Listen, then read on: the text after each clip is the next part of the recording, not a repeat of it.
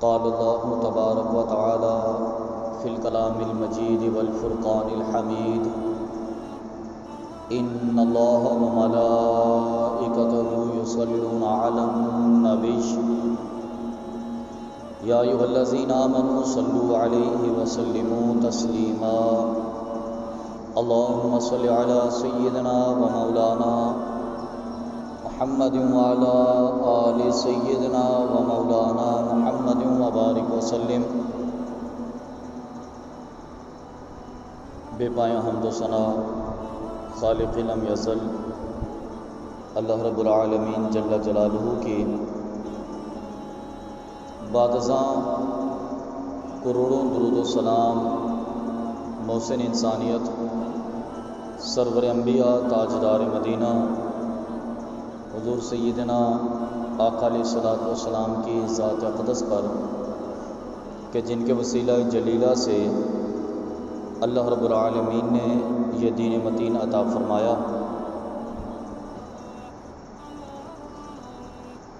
نبی کریم صلی اللہ علیہ وسلم کے خلفائے راشدین میں سے دوسرے خلیفہ حضرت سیدنا عمر بن خطاب رضی اللہ تعالیٰ عنہ ہیں۔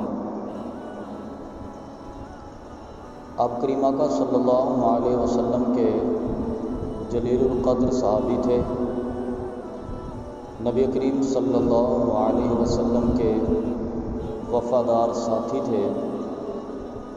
نبی کریم صلی اللہ علیہ وسلم کے وصال کے بعد سیدنا ابو بکر صدیق رضی اللہ تعالیٰ عنہ جب خلیفہ منتخب ہوئے تو سیدنا عمر فاروق رضی اللہ تعالیٰ عنہ ان کے مشیر رہے،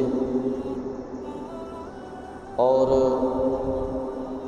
سیدنا ابو بکر صدیق رضی اللہ تعالیٰ عنہ کے وصال کے بعد حضرت عمر رضی اللہ تعالیٰ عنہ خلیفہ ثانی منتخب ہوئے۔ حضرت عمر رضی اللہ تعالیٰ عنہ کا نام تاریخ میں ایک مثالی کردار کی حیثیت رکھتا ہے۔ حضرت عمر رضی اللہ تعالیٰ عنہ کا دور حکومت لازوال تھا،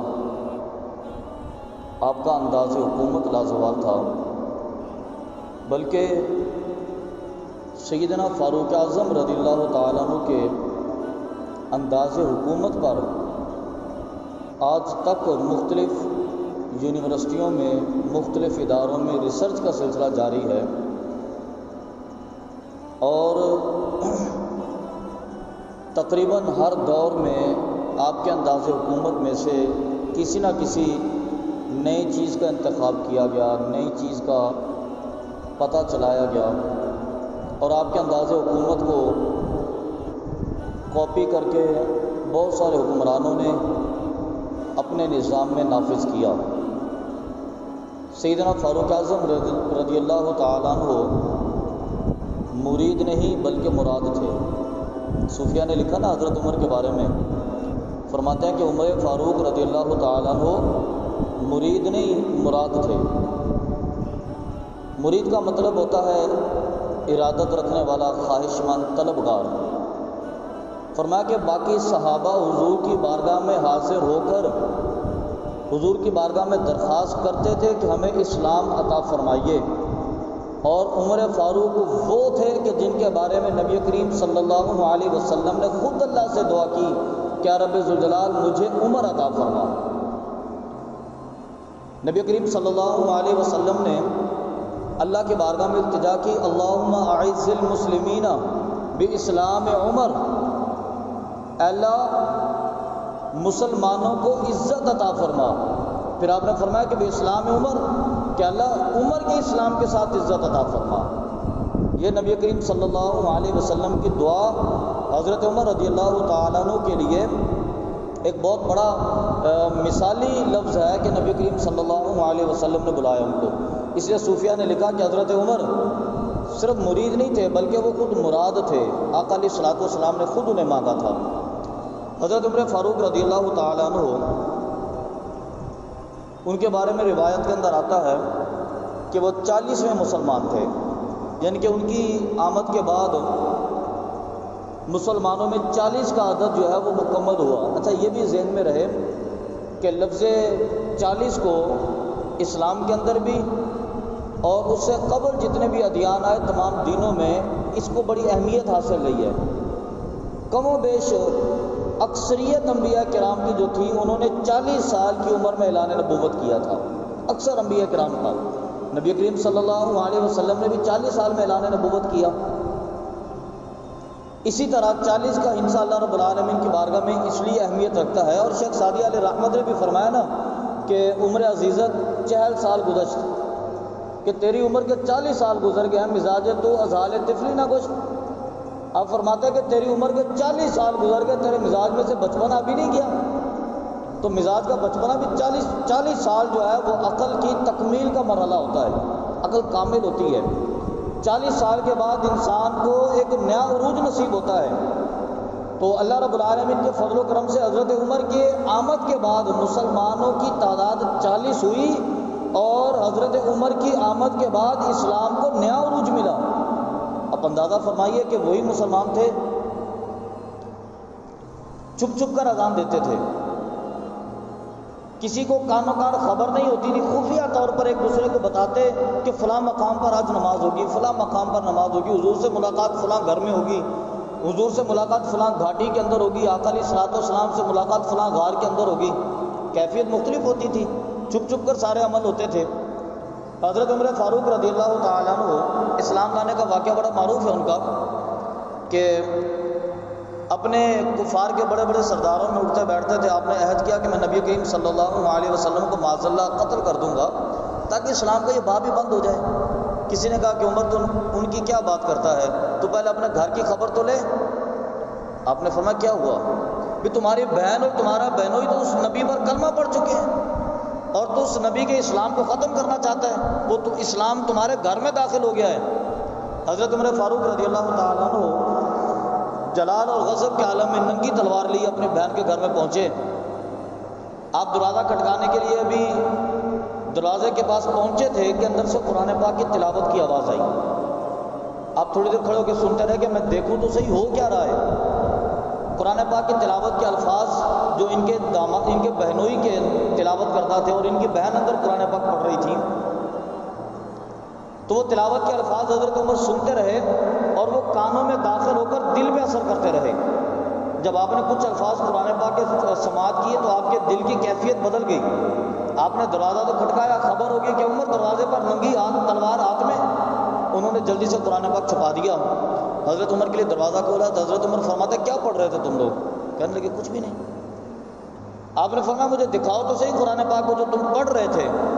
میں برے ارادے سے نہیں آیا تھا برے ارادے سے، میری تقدیر بدل گئی ہے۔ تو حضرت عمر فاروق کو جب وہ قرآن پاک دکھایا گیا تو حضرت عمر فاروق رضی اللہ تعالیٰ عنہ وہیں سے آقا علیہ الصلوۃ والسلام کی خبر لی کہ کہاں پر ہے آقا علیہ الصلوۃ والسلام۔ بتایا گیا کہ آقا علیہ الصلوۃ والسلام فلاں مقام پر ہیں۔ حضرت عمر فاروق رضی اللہ تعالیٰ عنہ اسی کیفیت میں حضور کی بارگاہ میں چلے۔ نبی کریم صلی اللہ علیہ وسلم جس مقام پر تھے آپ نے جا کے دروازہ کھٹکایا، وہاں سے جو دیکھنے کی جگہ تھی چور راستہ تھا، دیکھا گیا اور آقا علیہ الصلوۃ والسلام کو خبر دی کہ حضور دروازے پر تو عمر ہے اور بڑے جلال میں نظر آ رہا ہے اور ہاتھ میں ننگی تلوار ہے۔ تو نبی کریم صلی اللہ علیہ وسلم مسکرائے اور آپ نے فرمایا کہ آج عمر کو آنے دو، کیونکہ آقا علیہ الصلوۃ والسلام بھی جانتے تھے کہ میں نے اللہ کی بارگاہ میں دعا کی ہے نا، تو عمر کی تقدیر بدل گئی ہے۔ آپ نے فرمایا آنے دو۔ عرض کی حضور عمر کے ہاتھ میں ننگی تلوار ہے۔ آپ نے فرمایا کوئی بات نہیں، اگر تو عمر کا ارادہ اچھا ہوگا تو یقیناً کامیاب لوٹے گا، اگر عمر کا ارادہ برا ہوا تو اسی کی تلوار سے اسی کا سر قلم ہو جائے گا۔ حضرت عمر فاروق رضی اللہ تعالیٰ عنہ کے لیے دروازہ کھولا گیا۔ فاروق اعظم نبی کریم صلی اللہ علیہ وسلم کی بارگاہ میں حاضر ہوتے ہیں اور آ کر حضور کی بارگاہ میں عرض کرتے ہیں کہ یا رسول اللہ صلی اللہ علیہ وسلم مجھے کلمہ پڑھا کر اسلام عطا فرما دیجیے۔ آقا علیہ الصلوۃ والسلام نے کلمہ پڑھایا اور حضرت عمر فاروق رضی اللہ تعالیٰ عنہ کو دائرہ ایمان میں داخل فرما دیا۔ فاروق اعظم بیٹھے ہوئے تھے، اذان کا وقت ہو گیا۔ بڑے دلچسپ بات ہے، یہ بڑی دلچسپ بات ہے۔ بیٹھے ہوئے تھے فاروق اعظم، اذان کا وقت ہو گیا، خفیہ طور پہ اذان دی گئی، خاموشی سے جیسے دستور تھا خفیہ طور پہ نماز ادا کرنی تھی. عرض کی حضور کیا ہم حق پر نہیں ہیں؟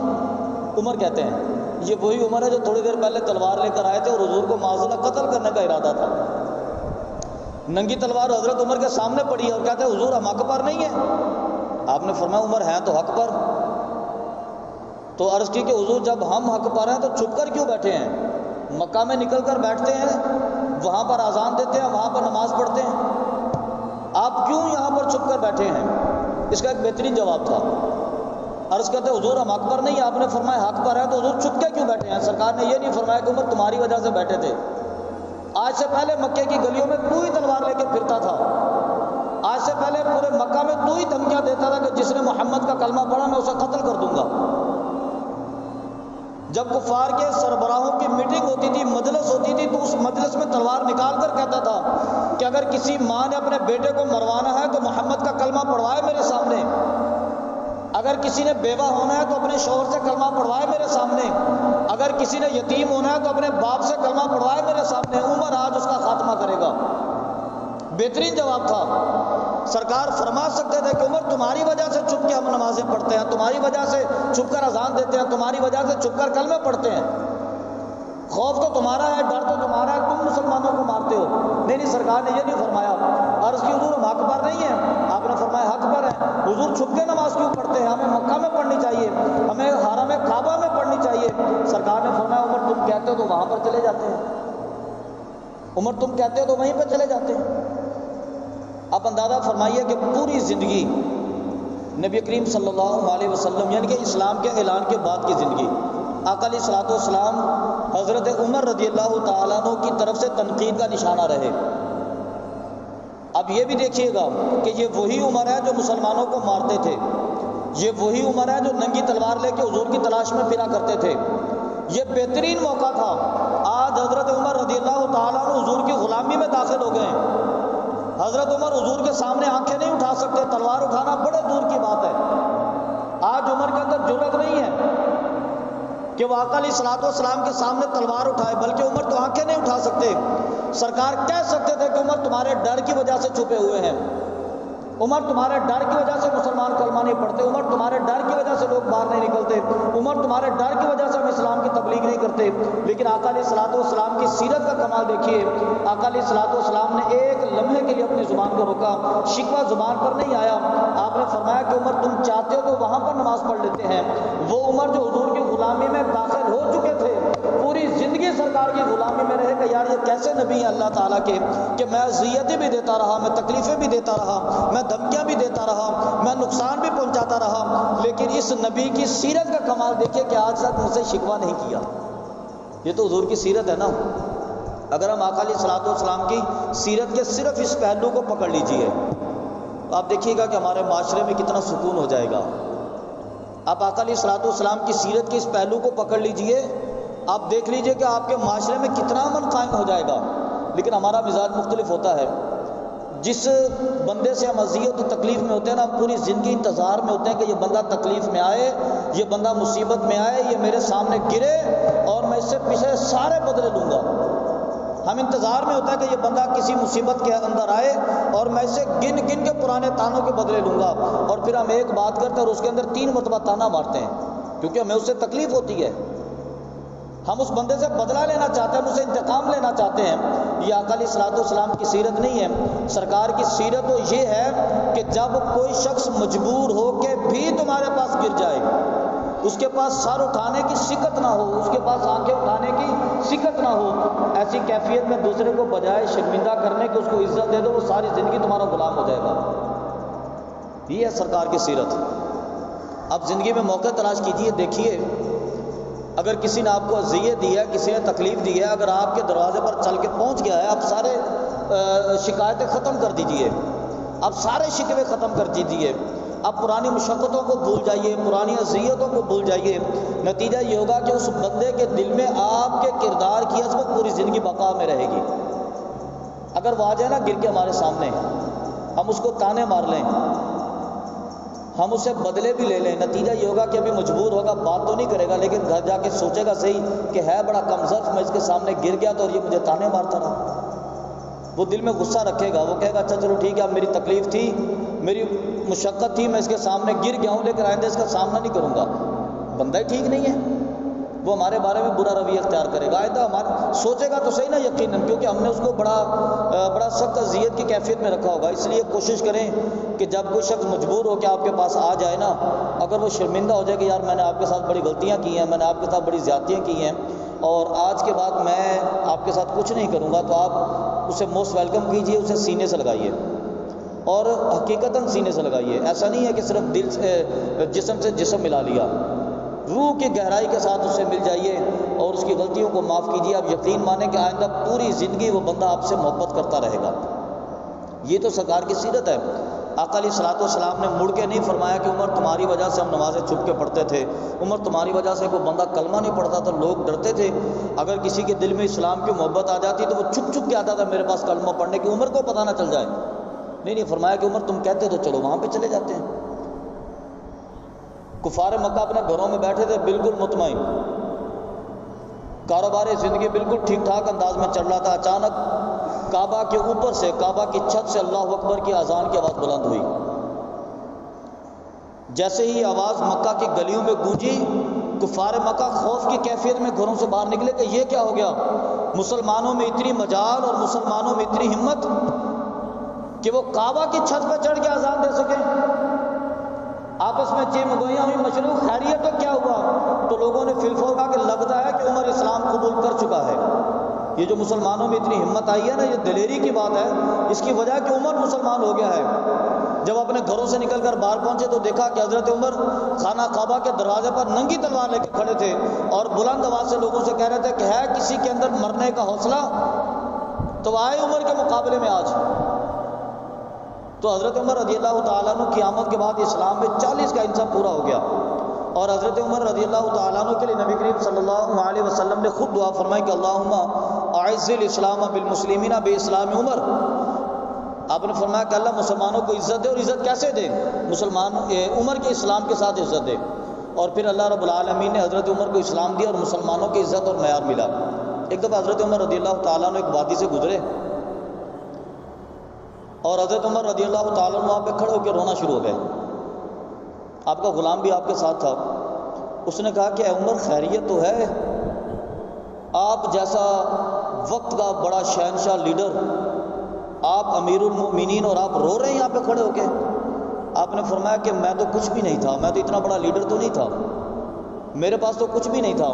فرمایا کہ وہ سامنے درخت ہے، اس درخت کے نیچے میرے باپ نے مجھے مارا تھا، اور کیوں مارا تھا؟ فرماتا ہے کہ 6 اونٹ مجھے دیے تھے اور کہا تھا کہ عمر اونٹوں کو لائن میں کھڑا کرو۔ آپ فرماتے ہیں کہ میں پہلے اونٹوں کی لائن ایسے میں نے سیدھی کھڑی کی، میں پیچھے والے اونٹ کے پاس جاتا تھا تو پہلا اونٹ لائن سے نکل جاتا، میں پہلے اونٹ کے پاس آتا، تیسرا اونٹ لائن سے نکل جاتا، میں تیسرے اونٹ کو سیدھا کرتا، چھٹا اونٹ لائن سے نکل جاتا، میں وہاں پہ پہنچتا پہلا اونٹ ہل جاتا۔ فرمایا کہ مجھ سے 6 اونٹ لائن میں کھڑے نہیں ہوئے، میرے باپ نے ڈنڈا اٹھایا اور مجھے بہت مارا، اتنا مارا کہ میں گر کے بے ہوش ہو گیا۔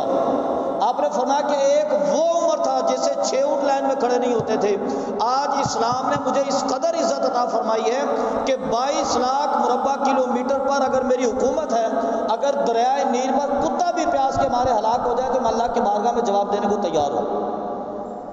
یہ مجھے عزت اسلام نے عطا کی ہے، یہ مقام مجھے اسلام نے عطا کیا ہے۔ ایک مرتبہ روایت کے اندر آتا ہے حضرت ابوبکر صدیق رضی اللہ تعالیٰ عنہ کا دور خلافت تھا۔ روایت کے اندر آتا ہے آقا علیہ الصلوۃ والسلام کے ایک صحابی تھے حضرت عوف، انہوں نے خواب دیکھا، خواب دیکھنے کے بعد حضرت ابوبکر صدیق کے پاس آ گئے۔ حضرت عوف خواب دیکھنے کے بعد حضرت ابوبکر صدیق کے پاس آئے اور آ کر حضرت ابوبکر صدیق سے کہتے ہیں میں نے خواب دیکھا ہے، میں نے خواب دیکھا کہ حضرت عمر کو اللہ رب العالمین نے بڑا بلند مقام عطا کیا ہے۔ پھر میں نے خواب دیکھا کہ حضرت عمر کو اللہ رب العالمین نے امیر المؤمنین بنا دیا ہے، خلیفہ بنا دیا ہے۔ پھر میں نے خواب دیکھا کہ امیر المؤمنین کو شہید کر دیا گیا ہے۔ آپ نے فرمایا رکو، آپ نے فرمایا کہ یہ میں عمر کو بلاتا ہوں، یہ خواب اس کے سامنے سنانا۔ حضرت عمر رضی اللہ تعالیٰ عنہ کو بلایا گیا، ان سے یہ کہا گیا کہ اللہ رب العالمین نے آپ کو بڑا مرتبہ دیا، آپ زاروں قطار رونے لگے۔ آپ نے فرمایا کہ مجھ سے بڑا گناہ گار تو دنیا میں ہوگا کوئی نہیں، مجھ سے بڑا گناہ گار تو ہوگا نہیں، مجھے اللہ نے کتنا بڑا مرتبہ عطا کرنا ہے۔ پھر جب آپ کو بتایا گیا کہ آپ خلیفۃ المسلمین ہوں گے، میں نے یہ بھی خواب دیکھا ہے، تو آپ ناراض ہوئے، آپ نے فرمایا کہ ابو بکر کے سامنے یہ بات کہہ رہے ہو؟ خلیفۃ المسلمین تو ابو بکر ہیں، ان کے سامنے میرے لیے یہ بات کہہ رہے ہو؟ آپ نے فرمایا خواب دوبارہ دیکھ رہا، تم نے غلط دیکھا ہوگا۔ ابو بکر صدیق فرماتا ہے کہ عمر تمہیں تو خوش ہونا چاہیے کہ اللہ تعالیٰ نے تجھے یہ مقام عطا کیا ہے۔ آپ نے فرمایا کہ یہ بڑا مقام نہیں، یہ تو اللہ رب العالمین کی گرفت کی بات ہے کہ اللہ رب العالمین کی بارگاہ میں جا کر پورے مسلمانوں کا جواب دینا پڑے گا۔ یہ کوئی خلیفۃ المسلمین کا منصب یہ تو نہیں ہے کہ میں بڑے محل کے اندر بیٹھوں گا، پروٹوکول کی گاڑیاں ہوں گی، ہزاروں ملازمین آگے ہوں گے اور میرے ایک قلم کے اوپر حکومتیں تبدیل ہو جائیں گی، لوگوں کے منصب تبدیل ہو جائیں گے۔ نہیں، آپ نے فرمایا کہ خدا کی بارگاہ میں جواب دینا ہوگا۔ یہ جو بادشاہی کا منصب ہوتا ہے، یہ خلیفۃ المسلمین کا منصب ہوتا ہے، حکمرانی ہوتی ہے، یہ تو اللہ کی طرف سے ایک بہت بڑی آزمائش ہوتی ہے۔ آپ نے فرمایا کیسے اللہ کی بارگاہ میں جواب دوں گا؟ اور آپ اندازہ فرمائیے، حضرت عمر رضی اللہ تعالیٰ عنہ راتوں کو چھپ چھپ کے حضرت ابوبکر صدیق کی نگرانی کرتے تھے، چوکیداری کرتے ابوبکر صدیق کی کہ یہ بندہ کرتا کیا راتوں کو۔ ایک مرتبہ انہوں نے دیکھا کہ ابوبکر صدیق اپنے کندھے پر تھوڑا سا آٹا اٹھا کر، گھی اٹھا کر اور کچھ دوسرا سامان اٹھا کر جا رہے تھے۔ اب خاموشی سے پیچھے پیچھے چلتے رہے۔ آپ نے دیکھا کہ آدھی رات کا وقت ہے، ابوبکر صدیق سامان لے کر گئے، ایک دروازہ کھٹکایا، دروازہ کھلا، آپ اندر چلے گئے، دروازے کو کنڈی لگ گئی۔ حضرت عمر نے اہتمام کیا، دیوار سے جھانک کر اندر دیکھا، چولہا جلایا، ابوبکر صدیق نے آٹا گوندھا، تھوڑا سا گوشت نکالا، گھی بنایا، گھی کے اندر گوشت پکایا، روٹی پکائی، اور ایک بوڑھی اماں بیٹھی تھی، اس کو آپ نے کھانا کھلایا۔ کھانا کھلانے کے بعد آپ نے اس کے پورے گھر کی صفائی کی، اور جب آپ نے روانگی کی تیاری کی نا تو حضرت عمر فوراً دیوار سے اترے اور چھپ گئے۔ حضرت ابوبکر صدیق رضی اللہ تعالیٰ عنہ کا وصال ہو گیا۔ پہلی رات حضرت عمر نے سامان اٹھا کے کندھے پہ رکھا، گھی اٹھایا اور اس خاتون کے دروازے پہ چلے گئے۔ آپ نے دروازہ کھٹکایا، دروازہ کھلا، خاموشی سے بالکل آپ نے کوئی لفظ ادا نہیں کیا، چپ چاپ آپ نے کھانا تیار کیا، کھانا تیار کر کے شوربے والا گوشت بنایا، گوشت بنا کے روٹی پکائی، روٹی پکا کے توڑ کے اس کے اندر بھگو کے آپ نے بسم اللہ الرحمن الرحیم پڑھ کر بوڑھی اماں کے پہلا لقمہ اس کے منہ میں رکھا تو اس نے فوراً کہا کہ کیا ابوبکر صدیق کا انتقال ہو گیا ہے؟ ابوبکر کا انتقال ہو گیا؟ تو آپ بڑے حیران ہوئے۔ آپ نے فرمایا کہ اماں یہ بات آپ تک کیسے پہنچی؟ میں تو بولا ہی نہیں ہوں ابھی تک، میں نے تو کوئی لفظ ادا نہیں کیا، آپ کو کیسے پتا چلا ابوبکر کا انتقال ہو گیا؟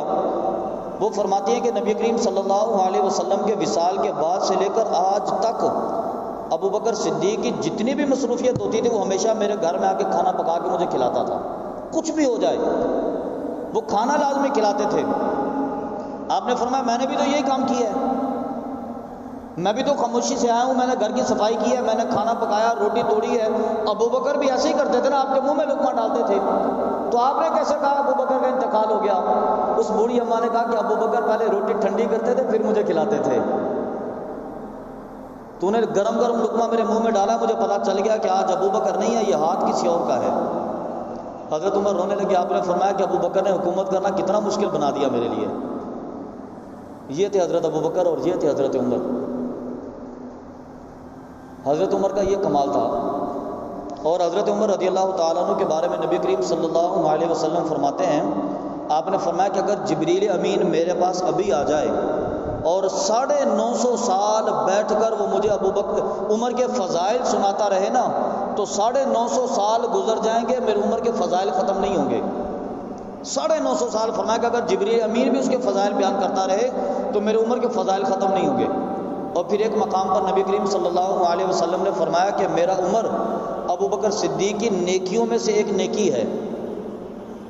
یہ بھی حضرت عمر فاروق رضی اللہ تعالیٰ عنہ کے لیے اعزاز کی بات ہے کہ نبی کریم صلی اللہ علیہ وسلم نے ان کے لیے یہ الفاظ ادا کیے، اور ہمارے لیے اعزاز کی بات ہے کہ اس قدر جلیل القدر صحابی اور اس قدر جلیل القدر لیڈر حکمران یہ مسلمانوں میں پیدا ہوا، اور وہ خود کہتے ہیں کہ اللہ رب العالمین نے ہمیں یہ مقام اس لیے عطا کیا کہ ہم مسلمانوں میں داخل ہو گئے۔ ہمیں مقام اللہ نے اپنے حبیب کے صدقے عطا کیا کہ ہم نے اس کا کلمہ پڑھ لیا تھا، مگر نہ ہمارا ذاتی کوئی کمال نہیں تھا، ذاتی طور پہ تو کوئی، میں تو 6 اونٹ لائن میں کھڑے نہیں کر سکتا تھا۔ آج اتنی بڑی حکومت اگر میرے پاس آ گئی ہے اور میں اس کو سنبھال کے بیٹھا ہوں اتنی بڑی گارنٹی کے ساتھ، اس کی وجہ یہ ہے کہ میں نے رسول اللہ کا کلمہ پڑھا ہوا ہے۔ مجھے اللہ نے قرآن پاک عطا کیا ہوا ہے، مجھے اللہ رب العالمین نے اللہ کا اپنا دین عطا کیا ہوا ہے۔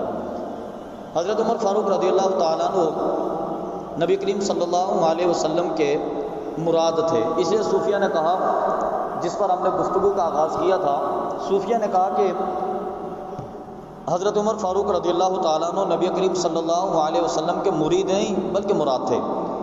سب لوگ آتے تھے حضور کی بارگاہ میں، ہمیں اسلام عطا کر دیجئے، اور حضور اللہ سے دعا کرتے تھے کہ ہمیں عمر عطا کر دیجئے۔ اللہ رب العالمین کی بارگاہ سے دعا ہے کہ اللہ تعالی ہمیں سیدنا فاروق اعظم رضی اللہ تعالیٰ عنہ کی سیرت پر اور ان کے کردار پر عمل کرنے کی توفیق عطا فرمائے۔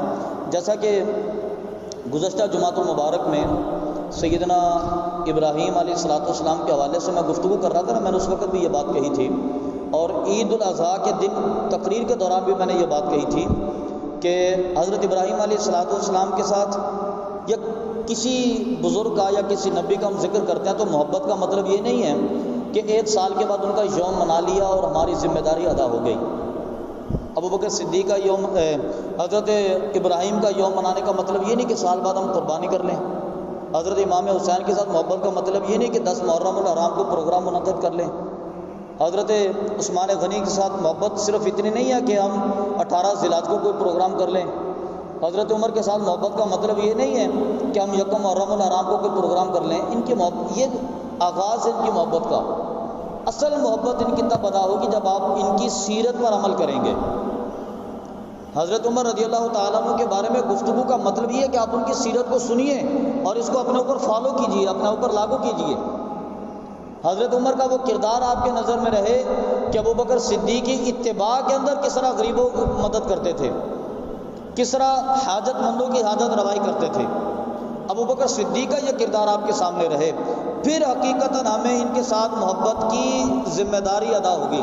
ہم کہہ سکتے ہیں بڑے جذبے کے ساتھ، ہم کہہ سکتے ہیں بڑے شوق کے ساتھ کہ میں ابوبکر صدیق سے محبت کرتا ہوں، میں فاروق اعظم سے محبت کرتا ہوں، میں عثمان غنی سے محبت کرتا ہوں، میری محبت ہے مولا کائنات کے ساتھ، میری محبت ہے امام حسن امام حسین کے ساتھ، میری محبت ہے شہداء کربلا کے ساتھ، اس لیے کہ میں ان کی سیرت پر چلتا ہوں۔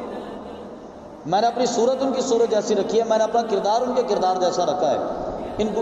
ان باتوں کا مقصد ہی ہوتا ہے، صرف بیٹھے سنا اور واہ واہ کیا کہ ماشاءاللہ یار آج گفتگو مزہ آ گیا، یہ بات بھی ٹھیک تھی، وہ بات بھی ٹھیک تھی، ماشاءاللہ ہم نے سال بعد پروگرام کیا، یہ مقصد نہیں ہے ہمارا مقصد ان کی سیرت کو اپنے اوپر اپلائی کرنا۔ اللہ رب العالمین کی بارگاہ سے دعا ہے کہ اللہ رب العالمین تبع تابعین، سلف صالحین، اولیاء کرام، بالخصوص خلفاء راشدین کی، نبی کریم صلی اللہ علیہ وسلم کی ان تمام کی سیرت پر عمل کی توفیق عطا فرمائے، ان کے کردار کو اپنانے کی توفیق عطا فرمائے۔ آمین آمین وما علینا الا البلاغ المبین۔